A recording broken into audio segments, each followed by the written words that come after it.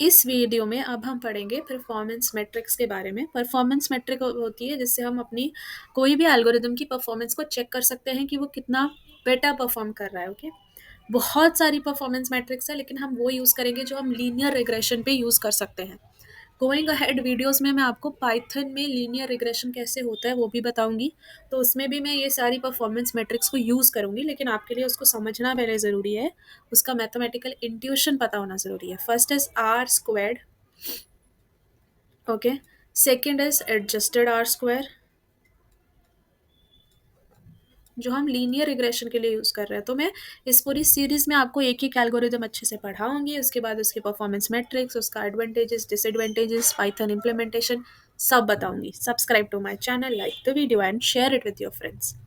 Then we will talk about MSE, mean squared error, mean absolute error, and root mean square error. So these are five performance metrics. For this, we will do in this video, we will do R square and adjusted R square, and this is for the next video. Okay, let's start with R squared error.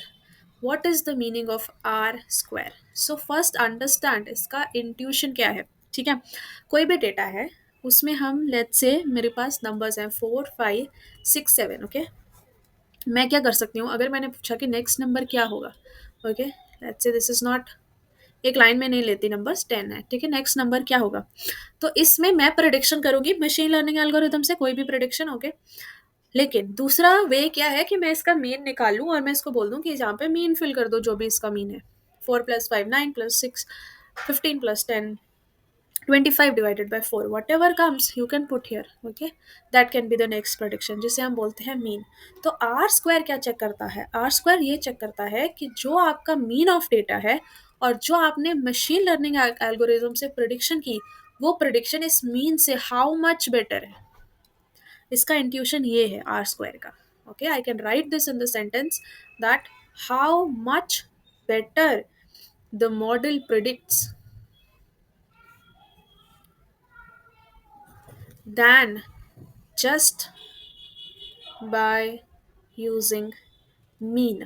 Okay, if I'm using just mean instead of that value which you predicted, and जो value आपने predict की है उस वो कितनी better है just mean of data से, समझ रहे हो? एवरेज ऑफ डेटा से तुम्हारा प्रिडिक्शन कितना अच्छा है वो आर स्क्वायर बताएगा। तो आर स्क्वायर की वैल्यू जितनी ज़्यादा है वो बेटर है, राइट? वो हम बात करेंगे। तो आपको याद रखना है वाई ऑफ आई मतलब जितनी आपकी एक्चुअल वैल्यू है।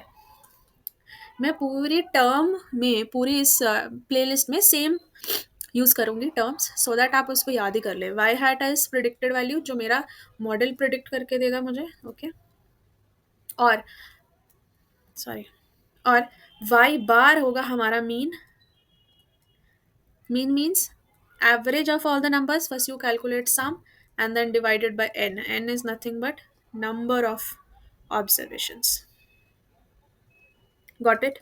Now, what will be the value of r square? First of all, before understanding the value of r square, you need to understand what is SSE or SSR. You can write this term as, and some of the books it is written as SSR, some of the books it is written as SSE. But what is the full form of this? The full form is sum of squared residuals. Okay, or you can write it as sum of squared errors. See whenever you find, I will, मैं इसमें example लूँगी linear regression की, ठीक है, क्योंकि वो easy है plot करना, कोई हाइपर प्लेन कुछ नहीं है। Okay, this is my best fit line और ये मेरे सारे पॉइंट्स हैं जो मैंने ले लिए, ठीक है। तो रेसिड्यूल क्या होता है मैंने आपको बताया, ये मेरा एक्चुअल पॉइंट है वाई, और ये जो बेस्ट फिट लाइन है ये सारे मेरे प्रेडिक्टेड पॉइंट्स है जो मैं बोल रही हूँ कि this is the point. Okay, इन दोनों के बीच का जो डिफरेंस है वाई माइनस वाई हैट, ये क्या है? इसे हम बोलते हैं एरर, और हम बोलते हैं इसे रेसिडुअल। तो सम ऑफ स्क्वायर्ड रेसिडुअल्स और सम ऑफ स्क्वायर्ड एरर का मतलब हुआ कि हम सारे पॉइंट्स के लिए given all points from I equals to 1 to n, all points, I will find out what is the difference between the actual point and the predicted point, और उसका कर दूंगी मैं square, sum of squared residuals. समझ में आया? उसके बाद सेकेंड टर्म आर स्क्वायर में जानने के लिए हमारे पास है एस एस टी, ये सब जगह एस एस टी ही है, इसे बोलेंगे सम ऑफ स्क्वायर्ड टोटल। इसमें क्या है, कोई भी डेटा है, कोई भी डेटा पॉइंट है, okay, this is X, this is Y, here also same way X Y. तो इसमें क्या है, वाई मीन देखते हैं हम, मीन ऑब्वियसली हाफ पॉइंट पे होगा, उस हिसाब से मैं इसको हाफ वाई डैश ले रही हूँ, डेटा मेरा सेम ले रही हूँ मैं। तो इसमें क्या है, इसमें हम जो मेरा एक्चुअल पॉइंट है और जो मेरा मीन है उसके बीच में ये डिफरेंस कितना है, y माइनस वाई हैट का डिफरेंस कितना है, वो हम देखते हैं सम ऑफ स्क्वायर्ड टोटल्स में। तो वैल्यू क्या हुई, for all value i equals to 1 to n I will check what is the difference between y and the mean of y। ठीक है, तो फिर ये दोनों आपको समझ में आ गया। तो अब हम लिख रहे हैं आर स्क्वायर का formula which is nothing but 1 minus S S residual, sum of square residual and sum of square total S S T. तो ये क्या हुआ, 1 minus Y I minus Y hat square, here it has to be square, Y minus Y bar square which is average, and I'm doing the summation from I equals to 1 to n. For all values, I need to find out this, and this is my r square value. And this same thing I have to do for all the features, सारे features जितने भी है linear regression में, एक feature है तो एक के लिए, सारे features के लिए हम देखते हैं। ठीक है, इसमें थोड़ी सी मैथमेटिकल कैलकुलेशन भी है जो मैं आपको ये करके बता सकती हूँ। जैसे अगर ये इक्वेशन है, okay, Y I minus Y bar square, okay, here also square. तो आप क्या कर सकते हैं ना, आप इसको सॉल्व कर सकते हैं, ये इक्वेशन को, ये पूरा एक वो ले लो, क्या बोलते हैं इसको, एलसीएम लेके इसको ऊपर मल्टीप्लाई करके Y I minus Y bar square minus ये माइनस प्लस का फॉर्मूला लगा के you can solve this, okay, if you want you can solve this, it is up to you, if you want you can solve, for now I am not solving this, you can do it,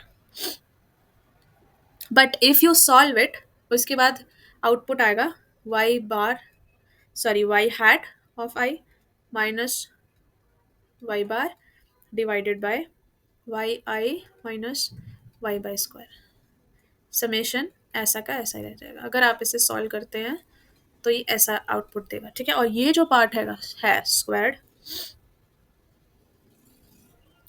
इसको हम बोलते हैं S S R, got it, this part of square, this part, the upper part, this is sum of squared regression. So basically इसका मतलब क्या है, predicted point को mean से सब्ट्रैक्ट कर रहे हैं हम। बट आई होप आपको आर स्क्वायर समझ में आया कि हम पहले लेंगे सम ऑफ स्क्वायर्ड रेसिडुअल्स जिसमें हम एरर फाइंड करेंगे एक्चुअल और प्रेडिक्टेड का, सम ऑफ स्क्वायर टोटल जिसमें हम एक्चुअल और मीन का वैल्यू फाइंड करेंगे, और फिर 1 minus residual divided by total कर देंगे।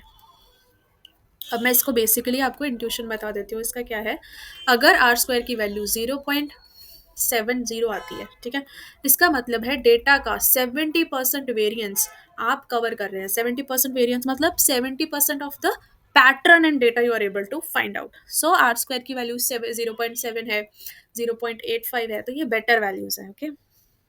लेकिन आर स्क्वायर की एक डिसएडवांटेज है, वो डिसएडवांटेज क्या है कि अगर मेरे पास एक फीचर है, उसका फॉर्मूला इस तरह से, इसका मैं आपको न्यूमेरिकल भी सॉल्व करके बता सकती हूँ, बट अभी के लिए आप बस ऐसे ही समझ लो, अगर चाहिए न्यूमेरिकल तो कमेंट करना। जैसे कि साइज है, ओके, और प्राइस है हाउस का, तो ये मेरा एक फीचर है अभी के लिए, ठीक है। इसमें मेरा मान लो कोई आर स्क्वायर की वैल्यू आई, अब मैंने एक और फीचर इंट्रोड्यूस किया, उस फीचर में मैंने ऐड कर दिया let's say number of bedrooms. तो नंबर ऑफ बेडरूम्स और प्राइस का तो कोरिलेशन है, कोरिलेशन एंड कोवेरियंस का भी मैं एक वीडियो बना दूंगी। फॉर नाउ आप समझ लो कि इसका और इसका लिंक है कि नंबर ऑफ बेडरूम ज्यादा होंगे तो प्राइस भी बढ़ेगा। इस केस में आर स्क्वायर की वैल्यू ज्यादा इंक्रीज होगी। लेकिन अगर कोई मैंने लेके आया जेंडर, कि कौन सा जेंडर घर में रह रहा है, मेल है फीमेल है, उससे प्राइस का क्या लेना देना ना। लेकिन अगर मैं जेंडर को लेके आती हूँ तब भी मेरी आर स्क्वायर की वैल्यू इंक्रीज होगी, लेकिन उसका इंक्रीज लिटिल इंक्रीज होगा, लेकिन होगा ज़रूर, ओके। तो कहने का मतलब ये है, आर स्क्वायर में आप नंबर ऑफ पैरामीटर बढ़ाएंगे तो आर स्क्वायर की वैल्यू क्या है, इंक्रीज होती जाएगी, जबकि वो ट्रू नहीं है ना। जेंडर ऐड कर लिया, आपने वेदर ऐड कर लिया, उससे प्राइस पे क्या डिपेंडेंट डिपेंडेंट है? Not dependent. तो हम कुछ ऐसे कॉलम्स को, कुछ ऐसे फीचर्स को भी ऐड कर लेते हैं जिसकी एक्चुअल में इंपॉर्टेंस नहीं है, ठीक है। इसीलिए इस प्रॉब्लम को सॉल्व करने के लिए we brought adjusted R square. समझ में आया? एडजस्टेड आर स्क्वायर का क्या है? Adjusted R square will penalise, penalise means इसको डिक्रीज करेगा आर स्क्वायर की वैल्यू को, if you are adding the parameter that will not improve the model. Okay, जिसका मॉडल से कुछ लेना देना नहीं है। It will penalize, I hope you understand what penalize is. Penalize means you add a penalty for something, you decrease the value of that. Adding predictions, predictors or parameters, I can write in simple words. Parameter that do not improve our model. Got it? So r squared, adjusted r square can be written as r bar square, and the value is 1 minus 1 minus r square multiplied by n minus 1 divided by n minus p minus 1. So here what is n? N is number of data point. What is p? P is number of independent features. How many features are there which are independent? That is my p. Independent features means, like here, if you see, value of p here is 3. Size, number of bedrooms, gender, and how many values, how many rows will be there, that will be n. Okay, so with that I will calculate the formula. So इस formula से क्या होगा, अगर नया prediction आप add करते हैं और उससे कुछ भी मॉडल में इंक्रीमेंट नहीं आता, ओके, हमारा एरर रिड्यूस नहीं होता, तो आर स्क्वायर डिक्रीज हो जाएगा। ओके, तो बेसिकली इसमें आपको यही याद रखना है, इफ न्यू प्रिडिक्टर और new parameter is not decreasing, okay, error. What is the error? How do you calculate error? Y minus y hat square. Then r square, adjusted r square will decrease the value, because um, this parameter is not useful for us, so the value of r square will decrease. And if new parameter or new feature is decreasing the error, that means this feature is useful to us, then r square, adjusted r square value will increase. So by this we can know which feature is useful, which feature is not. If some feature is not useful, you can remove that feature. Okay, I hope you are clear with the formulas of r square and adjusted r square. As I told you, in the next video, I am going to discuss MSE, MAE, and RMSE. If you liked the video, kindly subscribe to my channel so that I can keep creating such content for you. Thank you.